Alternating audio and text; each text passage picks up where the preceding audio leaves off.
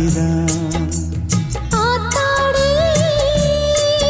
ஓ அருமையும் பெருமையும் அறிஞ்சவன் இவன் தான் தெரியாதா?